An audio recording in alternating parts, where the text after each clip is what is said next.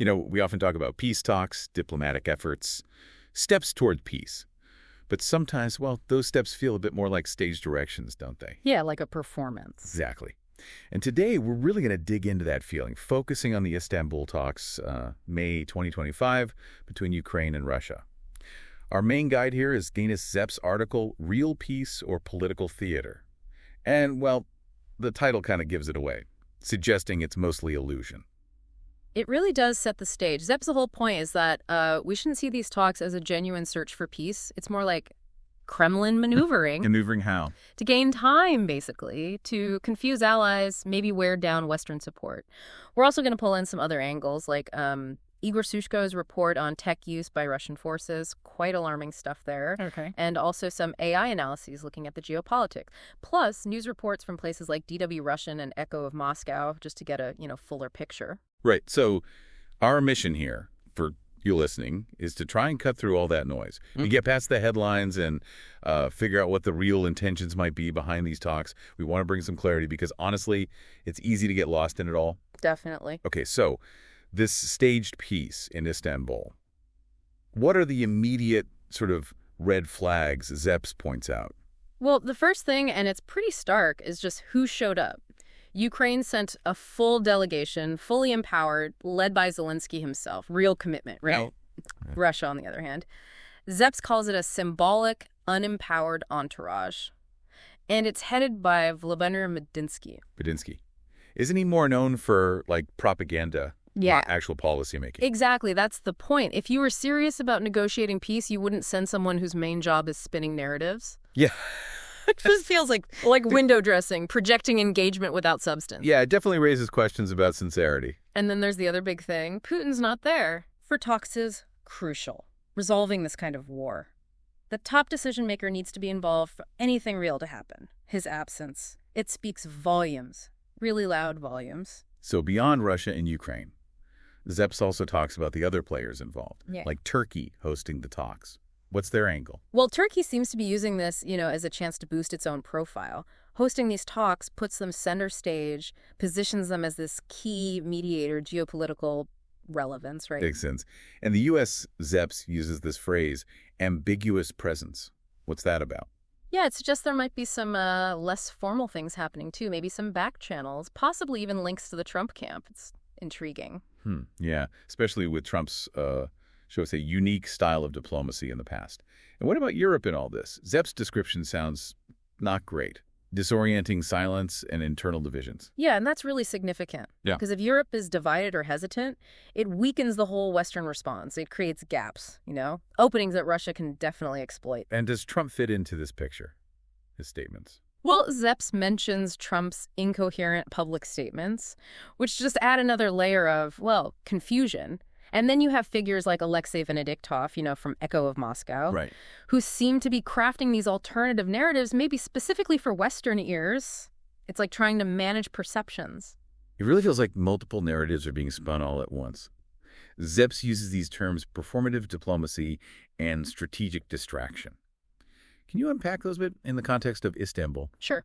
Performative diplomacy, it's basically going through the motions. Doing things that look diplomatic, but it's mainly for show, for an audience, not about actual results. Okay. And strategic distraction. That's about creating noise, drawing attention away from what you're really doing, or just buying time. Zeps argues Russia's doing both in Istanbul, engaging in the performance as a way to distract from their military goals in Ukraine. And Zeps actually warns against even joining these kinds of talks, these pseudo-negotiations. Why? What's the danger? The core worry is legitimacy. By showing up, by engaging, the West might unintentionally make Russia's aggression seem, more acceptable. Like they're implicitly accepting the situation on the ground. And that's exactly what Russia wants. It could really hurt Ukraine down the line. Okay, so if real peace isn't the Kremlin's goal in Istanbul, why this specific approach? Setting Medinsky, this lower-level group, what's the motivation there? Well, like we touched on, dividing Europe and the U.S. seems like a big part of it, especially playing on the idea that maybe, just maybe, Trump would want a Nobel Peace Prize out of this. Ah, right. So by looking like they're willing to talk, even with this kind of delegation, they can appeal to people in the West who are desperate for any sign of things calming down. It could weaken that united front against them. It's a classic divide and conquer, just on diplomatic stage. And maybe Putin thinks Trump's unpredictability could actually work in Russia's favor, lead to some quick deal. That's certainly possible. Putin might see Trump's desire for a fast resolution, maybe regardless of the details, as an opportunity. But I think more broadly, the Kremlin is probably just trying to play the long game. Exploit war fatigue. How so? By dragging things out with these endless-seeming talks, they hope international support for Ukraine just fades, that people get tired. And then Russia can achieve its goals just by outlasting everyone. Attrition, basically. That's a pretty bleak outlook. Yeah. Now, let's shift focus for a second to the actual fighting.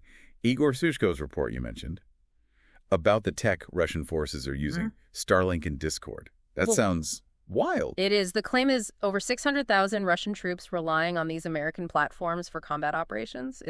Yeah, quite something. What are the implications beyond just the shock, I mean? Well, first, obviously, it needs verification. Is it really that widespread? But if it is, wow, it throws up huge questions about oversight, about unintended consequences for these tech companies. The AI analyses we looked at really dive into this. The ethics of it. U.S. tech helping an aggressor. The security side. Should these companies be doing more to monitor, to block this kind of misuse? Are the current rules, like export controls, even enough? That's the question, isn't it? And it also opens up possibilities for, say, strategic communication, pointing out Russia's dependence on tech from the very countries it opposes. Does it create vulnerabilities? Could those be used? It really shows how tangled tech and geopolitics are now. Okay, back to Istanbul and the whole peace effort. ChatGPT apparently analyzed this dynamic of manipulation. Who's playing who? What did the AI suggest? Yeah, that was interesting. It looked at different possibilities. One scenario, Russia is totally playing the West, pretending to negotiate while just pushing their military aims, hoping to maybe freeze the conflict when it suits them. Regroup. Standard playbook, maybe. Yeah. But could the West be playing Russia? Did the AI look at that? It did. For example, maybe the West is letting Russia think talks are serious while actually buying time for Ukraine to prepare a counteroffensive. Or maybe Zelenskyy inviting them to Istanbul was itself a trap, trying to force Putin's hand, make him reveal his true intentions. Interesting thought. And what was the AI's overall take on who's got clear goals here?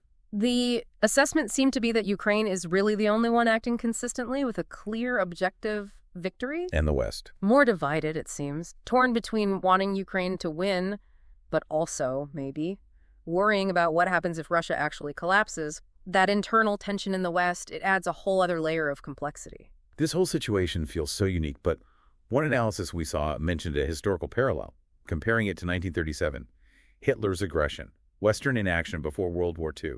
Does that comparison hold water, do you think? It's definitely unsettling, isn't it? You see an aggressor pushing boundaries, using diplomacy kind of as a smokescreen for grabbing territory. And the hesitation, the divisions in the West today, yeah, there are echoes of the 1930s. But are there key differences, too? Oh, absolutely. Militarily, the West today is vastly stronger relative to Russia than Britain and France were to Nazi Germany back then. The power balance is different. So the real question isn't capacity, it's political will. Do we have the will to use that strength decisively? The parallel isn't just history repeating. It's about recognizing that inaction often emboldens aggressors and makes the final cost higher. Are we seeing that hesitation pattern again? And what specifically does Europe seem to be missing right now, according to this analysis? A few things stand out. First, just a clear, united political decision that the goal is a Ukrainian victory, not just stopping the fighting somehow. Second, getting over the what's called the nuclear consequence phobia, that fear of escalation Russia uses so well. Okay.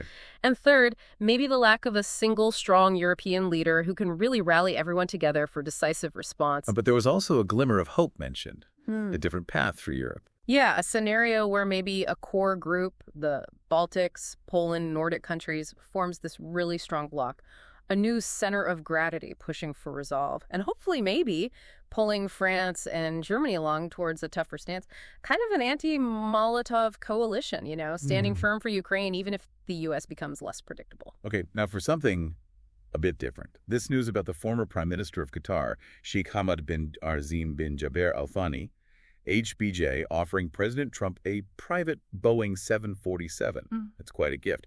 And HBJ's background seems complicated. Yeah, complicated is one word for it. The reports mention alleged ties to terrorism figures sheltering someone linked to 9/11, being a major Hamas patron, plus reported anti-Semitic comments. It's not your average friendly gesture between rich guys. Right. So if Trump were to accept this, I mean, at 747, what are the potential implications? We hear about soft power. Is this an example? Trying to buy influence. Absolutely could be seen that way. Accepting a gift like that, especially from someone with that kind of background, it sets a really worrying precedent, doesn't it? Blurs the lines between personal gain and U.S. national interest. Yeah. And it risks kind of normalizing relationships with figures who have very questionable records, like saying, well, the money's good, so... It definitely looks like an attempt at soft power, trying to curry favor with a possible future U.S. president. What message does that send? A really important question. Okay, let's bring it back to Istanbul. Zelenskyy himself called the talks theatrical online. That lines up perfectly with Zep's analysis, right? It really does. Zelensky's basically saying it out loud. He's making a clear contrast between Ukraine and Turkey being serious and, well, the Russian side likely just putting on a show. But then you have Alexei Venediktov from Echo of Moscow saying the Russian delegation means they're preparing for a ceasefire for monitoring. That seems totally opposite. It does. And Venediktov's whole three-echelon theory, a technical team, a negotiating team for the Americans, Putin waiting in the wings, it sounds very much like a story the Kremlin wants the West to hear. To soothe anxieties. Exactly. Create an illusion of progress. Make it seem like there's a path forward.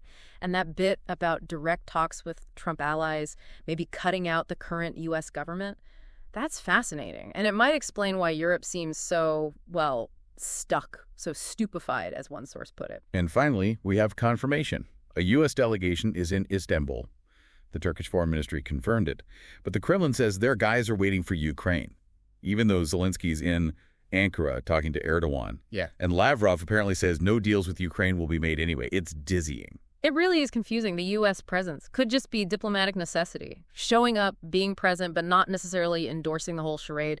The Kremlin blaming Ukraine for delays. Classic deflection. And Lavrov basically admitting it's pointless. Pretty much. It just highlights Russia's lack of genuine intent to agree on anything meaningful with Ukraine right now. And with Putin still absent, it makes threats of sanctions or consequences harder to land. He's kept at arm's length from these initial stages. Okay, so let's try and wrap this up. As we finish this deep dive, what are the absolute key takeaways from looking at Istanbul, Zeps, Sushko, all of it? I think the main thing, really echoing Zeps, is that these Istanbul talks look overwhelmingly like political theater, staged by the Kremlin. It's not about finding peace, it's about Russia's own strategic game. And there's this huge imbalance. Totally. Ukraine is literally fighting to survive. Russia is playing manipulative diplomatic games. And the West risks being just spectators caught up in the performance, maybe paralyzed by it. The difference between Zelenskyy and Erdogan's engagement and the Russian delegation seems so clear, too. Absolutely. It shows who's serious and who's just, well, acting.